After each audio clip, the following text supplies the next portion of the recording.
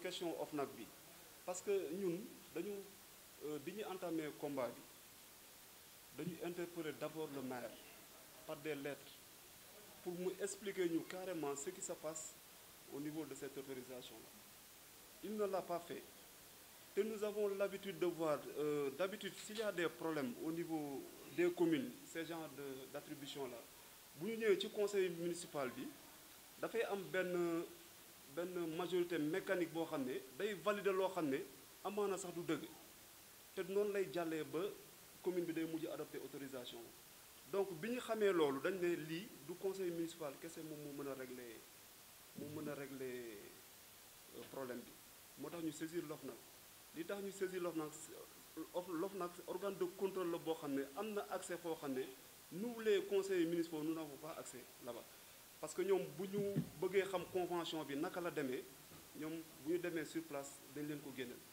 donc loolu moo ñu motiver pour ñu saisir l'organe de contrôle. beneen bi ci tegu mooy l'angle politique comme li ñu ko waxee pour les 13 conseillers ndagam dañu composé wu pour aller aux élections moi je suis bien placé pour le dire. Parce que boo gisee ñoom ma nekk société civile bokkuma ci benn parti ñu jiital ma nekk coordonnateur ça veut dire que lii l'angle politique c'est fermé mën naa leen lire sax d'ailleurs composition wu 13 conseils yi nga xam ne ak seen famille politique ku mel ni Samba Ndiaye le coordonnateur de la société civile Ndiaga Kassé de la société civile Ndiaga Diawara de la société civile Birakan Ndiaye taxaw Dakar Daouda Ndoye République des valeurs Thierno Alassane Sall Pape Mamadou Dieng Pape Mambay Dieng de Rewmi il y a Tamsir Ousmane Cissé de la société civile il y a Bilel Niane de la société civile il y a Birakan Ndiaye taxaw Dakar il y a Abou Ndiaye de PASTEF, le coordonnateur PASTEF HLM, et Ousmane Doye Amadou LD Debout. Abdou Diouf Ndiaye de l'APR, qui est un directeur national. Donc, loolu mooy liste 13 conseillers. Et il y a 2 autres conseillers, ils ne sont pas de Dakar, ils nous ont donné leur accord pour ce combat-là. Donc, ñoom bu ñu nekkoon Dakar, dañuy ñëw teew ba pare en même temps dinañ émerger ci mémorandum bi ñu doon def. Donc, c'était pour ces 2 questions-là. Je passe la parole aux chers collègues. Nombre de 56 conseillers au niveau de la commune des Échelons. On prend une autre série de 5 questions. Je vais faire une synthèse. Bon, une synthèse après ñu jël série de questions s'il vous plaît. Bon, maa ngi nuyu ñu fi topp ñëpp di nuyu les conseils qui sont là. Donc li ñuy wax damay rebondir rek par rapport ak xeex bi ñu commencé xeex depuis au début. Donc boo gisee tey ñu taxaw dafa am série yu bëri yoo xam te ne dafa jara passé fii te ñu def ay jéego yu bëri par rapport ak non seulement di sensibiliser population bi mais ñu nit ñu jël suñu responsabilité par rapport ak ëllëg donc si loolu moo tax tey ñu wax leen tey ñun lan la ñu xalaat par rapport ak rôle bi ñu falee ak lan la ñu war a wax population bi ëllëg donc moo tax ñoo leen gërëm bu baax si jotaay bi tey ngeen ñëw donc di wax benn point par rapport ak problème yi fi am yëpp mooy scandale yi am si diggante stade bi tey damay wax nag population HLM ñu gën a taxaw parce que ñoo ngi waajal loo xamante ne biir HLM ñun lu ñu mun mooy aviser population bi mais tey dañu bëggoon tey population bi ñoom ñu xam ne ñun tey li ñu war a def ñoo ngi koy def mais ñoom it ñu taxaw tey li mel ne terrain marché bi ñoom am nañu si benn projet boo xamante ne plus de 4 étages la te bu population bi taxawul ñoom dañu koy def donc nit la yoo xamante ne li ñuy def guddi lañ koy def te li ñuy def nëbbuñu si dara dem nañu ba tey fexe nañu ba tabax bi benn centre commercial boo xamante ne ñun ñi en tant que conseil municipal am na yu bëri yoon sax dañu rëccoon parce que bi ñu ko doon def ñun yëguñu xamuñu woon donc loolu moo tax tey nag ñu wax leen di lancer appel le président Macky Sall di ko wax ne acte 3 bi am na ay conséquences yu bëri yoo xamante ne am na ko tey il faut que élection locale yi mu ñëw date échéance date boo xamante ne dañ koy respecté parce que am na maire yoo xamante ne tey si report yi da leen permettre ñu def ay luubal yu bëri te loolu dañ koy dénoncer société civile yaa ngi koy wax mais bu ñu soñoon tey Macky le président Macky Sall dina jël responsabilité ñu def élection yi à date échéance donc loolu laa amul lu may yokk ci point bi daal. Présence, à la suite des invitations qu'on vous a adressées, vous avez répondu massivement. Donc nous sommes le collectif des conseils municipaux de la commune des HLM. Donc nous avons convié cette conférence de presse afin de dénoncer les malversations au niveau de la commune des HLM. Donc je m'en vais très rapidement présenter nos chers collègues qui sont présents ici. À ma droite, il y a M. Mohamedou Dien, Mambay Dien, Ndiaga Kassé. À ma gauche, il y a M. Daoudou Ndoye et Ousmane Ndak Ndoye. Donc très rapidement, je m'en vais donner la parole à M. Daoudou Ndoye, le porte-parole, pour dire le communiqué de presse. Après, on revient pour les questions et réponses. Nous, conseillers municipaux de la commune des HLM,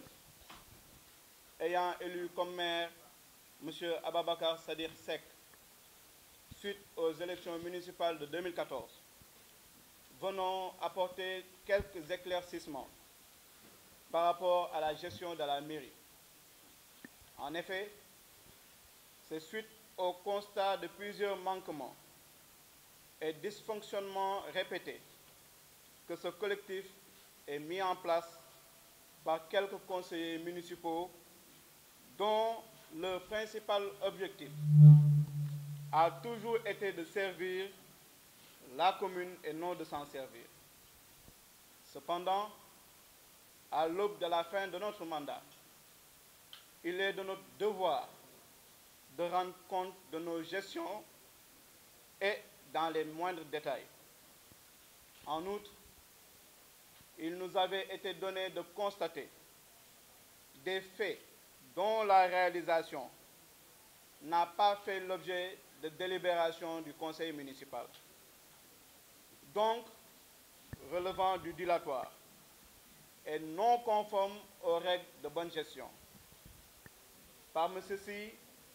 nous pouvons citer l'autorisation de construire numéro 818 011 30 323 DDC 0030 par arrêté numéro 15 du 26 juin 2019 portant sur le lot numéro 9814 GR X 2196 DG se situant au rond-point Koloban, communément appelé marché Triangle. 2. Concernant le stade municipal des HLM, dont vous avez les photos. Il s'agit là d'une convention de la mairie de Dakar, dirigée à l'époque par M. Pape Diop, et la société dénommée Sokabek, à laquelle un complexe sportif devrait y être érigé à ce jour. Aucun accord n'a été respecté par la Sokabek, et celle-ci continue de construire des cantines aux alentours. Nous notons également que ces deux projets de construction ont eu pour but de commercialiser les cantines dont le financement et l'exploitation de certaines poches restent méconnus à la population parce que n'ayant pas fait l'objet d'une discussion avec le conseil municipal, et dans aucun conseil municipal d'ailleurs. 3. Il s'y ajoute également l'exploitation de certaines poches, comme énoncé tantôt, de parcelles de terrain situées au parc Amazout au niveau de Koloban toujours, dont l'objectif est aussi la commercialisation nécessite d'émettre des doutes. 4. En ce qui concerne la gestion de la COVID-19, ainsi, pour accompagner les populations, un montant de 220 millions TTC a été attribué, dont la répartition nécessite également d'émettre des doutes. Pour preuve, nous avons noté la budgétisation des subventions allouées aux postes de santé et aux centres de santé des HLM pour un montant de 15 millions, alors que ces structures de santé n'ont rien reçu depuis 2 ans. Nous pouvons également citer la distribution des kits alimentaires dont une partie de la population des HLM, détentrices de bons, peine toujours à percevoir leur dû. Au vu de toutes ces circonstances, une lettre de demande d'explication a été adressée à la mairie, notamment au maire, à la date du 26 juin 2020. Lettre revenue sans suite. Une seconde lettre de relance leur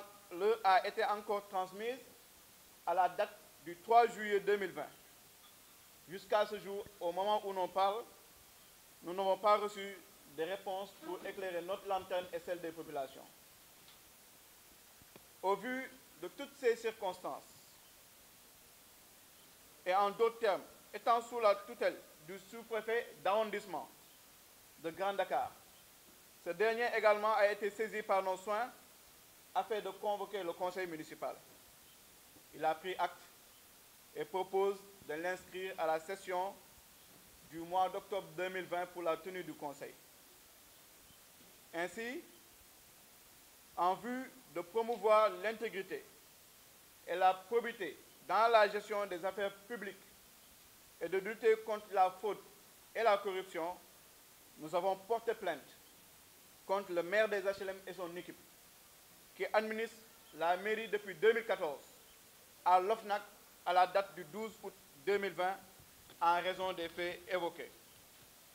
En définitive, nous reprochons au maire les faits ci-après. Mauvaise gestion de la mairie, octroi d'un espace lot numéro 9814 GRX 2196 à un promoteur pour la construction d'un centre commercial, et cela sans délibération du conseil municipal de la mairie, ni appel d'offres dans les règles de l'art. Nous reprochons au maire actuel l'affectation de tout le budget de fonctionnement de la mairie,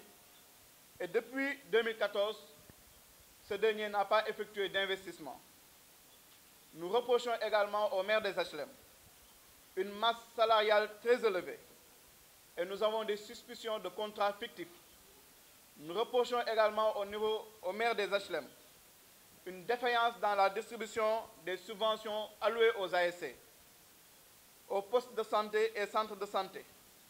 Et pour rappel, comme on l'a dit plus haut,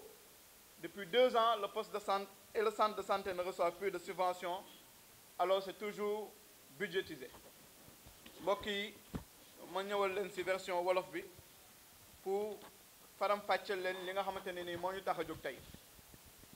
ñun conseillers municipaux yi nekk ci Ndar Kepp HLM nga xamante ne nii ñun ñoo tànn ci suñu tayeef 2014 ba ñu palee maire ki ñuy wax Ababacar Sadikh Seck indil ay leeral ak ay yaatal ci ni ñuy yoree mairie bi boobu ba léegi. ci biir loolu mu am ay taxaw seetlu yu bari yu ñu def ci ay jafe-jafe yoo xam ne maire bi teg na ko population yi,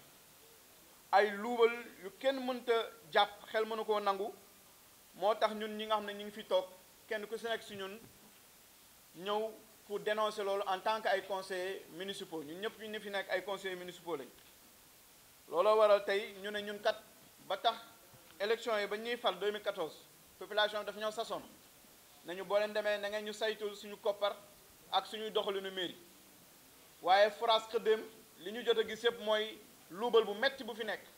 ñun nag bokkuñu ci loolu, ñu bëgg yëkkati suñuy baaraam artu maire bi, yëkkati suñuy baaraam artu population bi, wax leen ni ñun loolu bokkuñu ci. ba tax na ci biir loolu am na yoo xamante ne nii ñu ngi koy joxoñ baaraamu tuuma maire bi. bokk na si benn kayit bi ñuy wax autorisation de construire, joxe naa référence bi sànq si tubaab. autorisation de construire boobu arrêté lañ jël numéro 15 bu 26 juin 2019 wax ni mi ngi dem ci lot 9814 GR ak 2196 DG nekk fële ci rond-point Colobane ñi ngi joxoñ baaraamu tuuma maire bi tamit ci li jëm ci wàllum stade municipal bi ñi ngi jaaxle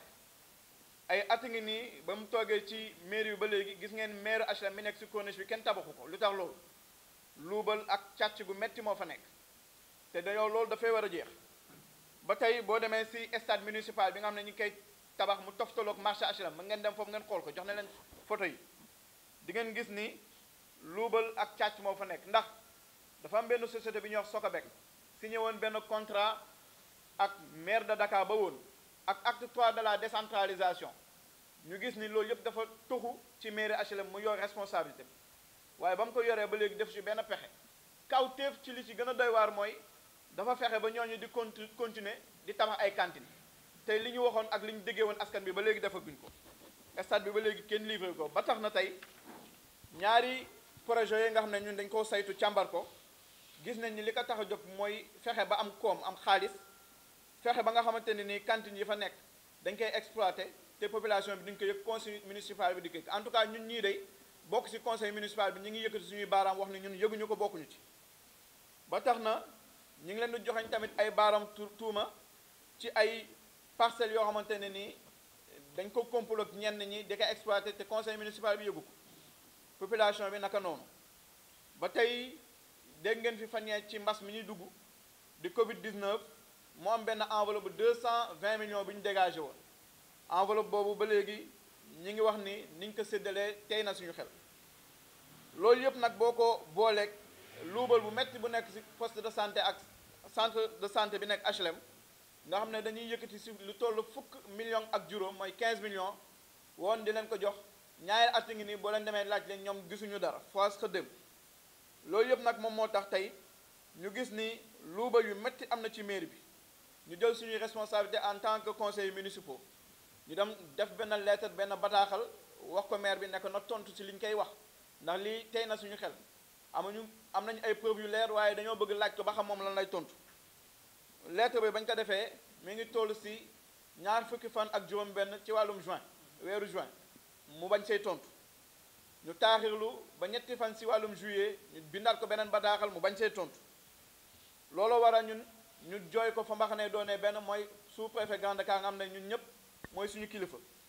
waaye moom nee na dina ko càmbar te dina xaar ba octobre mu convoqué benn conseil pour ñu wax ci loolu ñun duñu xaar loolu population yi dañ ñoo fal dañ leen war a wax dëgg sàcc ak luubal moo fi war a jeex looloo tax tey ñun ñëpp ñu dajaloo bokk ndey bokk bàyyi ñëw waxtaan ak yéen wax leen ni tamit porté nañ plainte OFNAC ci benn courrier boo xam ne mi ngi dem ci le 12 août 2020 li nga xam ne nag ñun moom la ñuy toppee maire bi mooy yorin bu tàggatémbe ak bu ñaaw a ñaaw bi mu yoree maire HLM mooy njëkk li ci tegu mooy suuf si nga xam ne HLM bariwulew ko ñu war koo xool ni ñu koy liggéeyee pour askan wi mën say gis seen bopp mu koy luubal di ci tabax ay cantine ak lu nekk mu def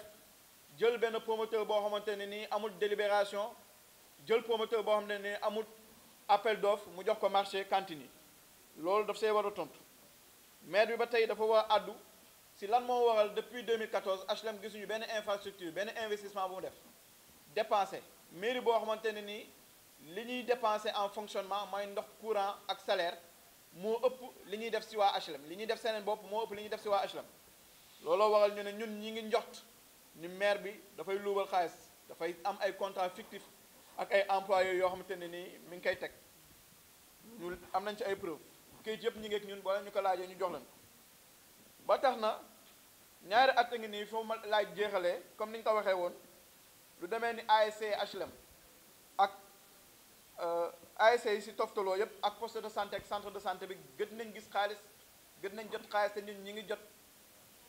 budget yi ñi ngi délibéré di wax maire bi naka defee ni ñu ko waxee waaye du rendre compte kenn xelam moo ko doy ñun nag loolu yëpp metti ñu naqari ñu moo tax ñu bëgg a wax ni ñun non seulement bokkuñu ci waaye dinañ ko wax population bi luubal bi ñuy toppee maire bi ëpp na 1 milliard te am nañ ci ay preuves yu leer ñun nag duñu xaar ba mbir bi wéy mbuus dañuy battre le fer quand il est chaud loolu mooy communiqué bi ñu leen sant bi ñu santoon pour ñu wax leen ko boo leen amee ay question am na samay naataango yu nekk fii yu si demee ni ñi ma toogal dinañ ci tontu àddu ci leeral leen bu fekkee ne am na loo xam ne jot naa leerati.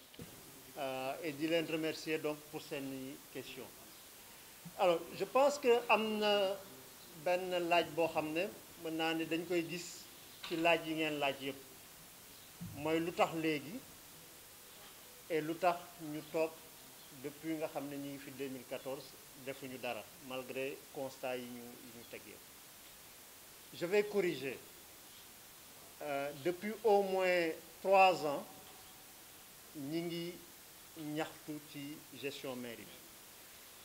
Je pense que même en 2017 def nañu une conférence de presse pour fustiger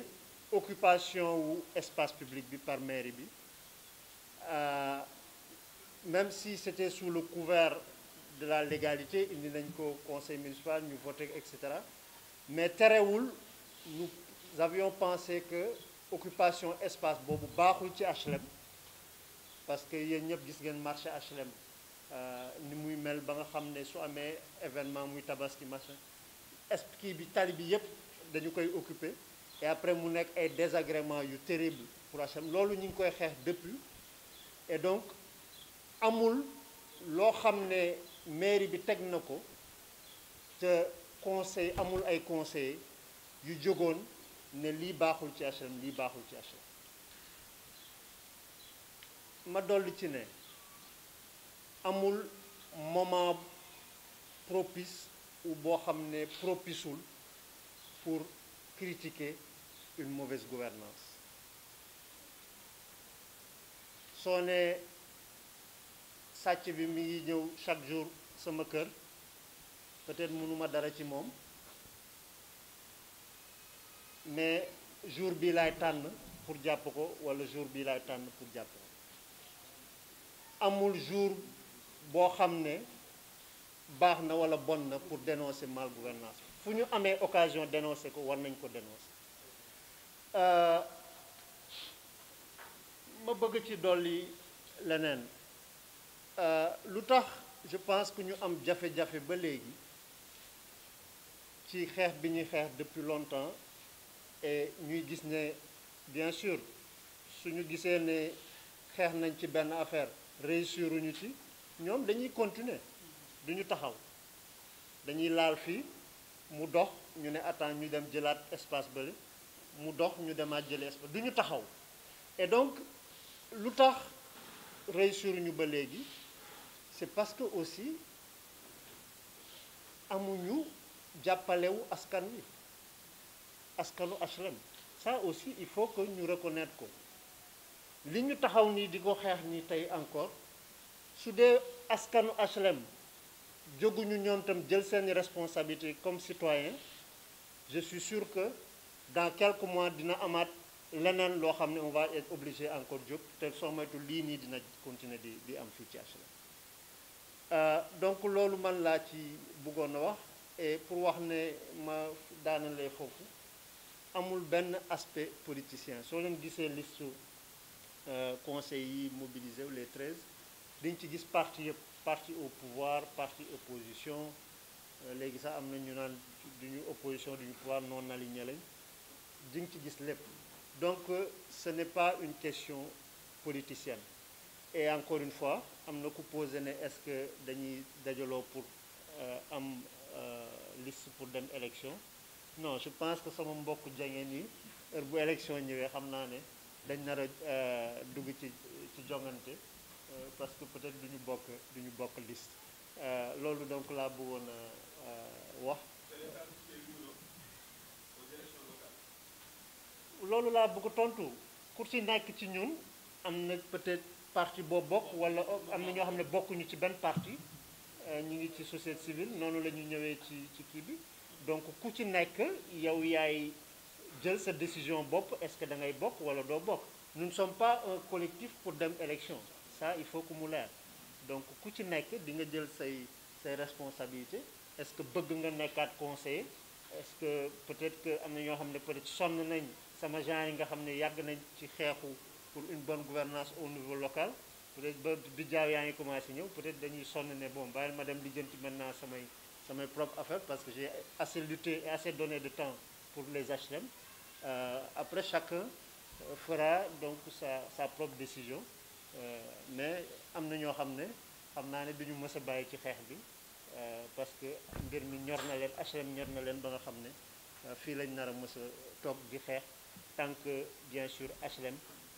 yoruñu ko yor biñ ko war a yoree pour l'intérêt général pour l'intérêt des populations. jërë ngeen. dire que pour affirmer li muy wax mooy que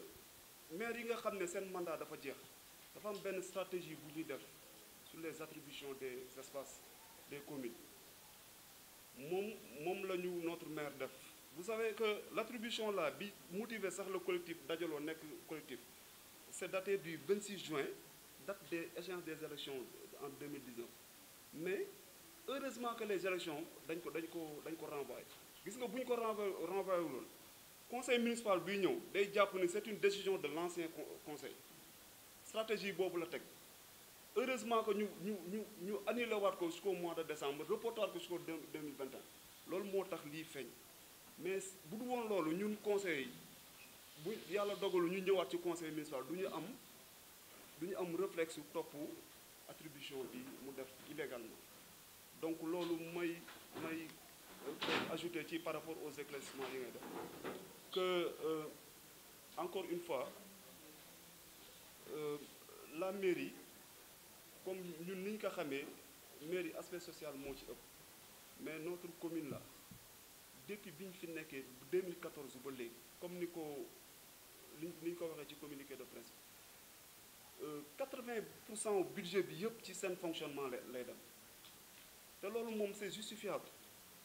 boo gisee li jokk a tax ñu saisir OFNAC c'est pour les mauvaises attributions yi mu def sax mais pour ñu auditer la gestion de la mairie pratique bi fa nekk comme dossier Covid bi mu wax ne on a voté 220 millions yoo xam ne dafa waroon dem ci population bi mais les 2/3 de la population jotaguñu seen kit alimentaire donc loolu ay scandale la yoo xam ne c'est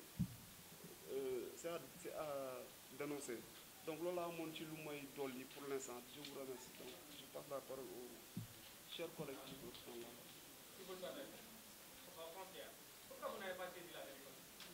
Bon, tu sais, la DESCOS, c'est organe la boo xam c'est un peu différent avec l'OFNAC. L'OFNAC organe officiel la boo xam ne c'est nouveau parce que li ko ñun dañoo avant ñuy saisir les organes de contrôle dañoo xam nga y a l'IGE et cetera mais dañu xool OFNAC ne moom selon ses prérogatives dossier bi ñun moo ñu ci doy pour plusieurs raisons comme ni ma la ko waxee ñoom bu ñu ñëwee dañuy am accès à tous les conventions yi nga xam ne ñun dem nañ ba chef division urbanisme bu Dakar il m'entend dama ko woo ne ko nous sommes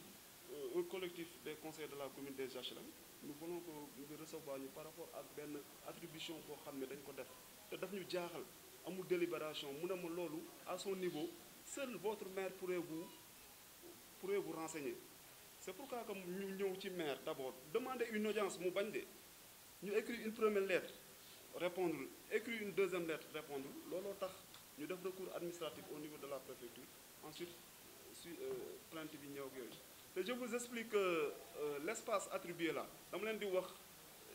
deal bi ni naka la demee te ñun ñi ngi wóoruñu nag mais dañoo jàpp ni CETUD sax complice la ci parce que ñun li ñuy wax on pèse bien nos mots nous sommes des autorités du ñu ñëw ba ci médias yi di raconter des histoires CETUD ñi ko xam organe la boo xam ne moom moo yore lépp luy wàllu garage au niveau de Dakar quoi donc moom dafa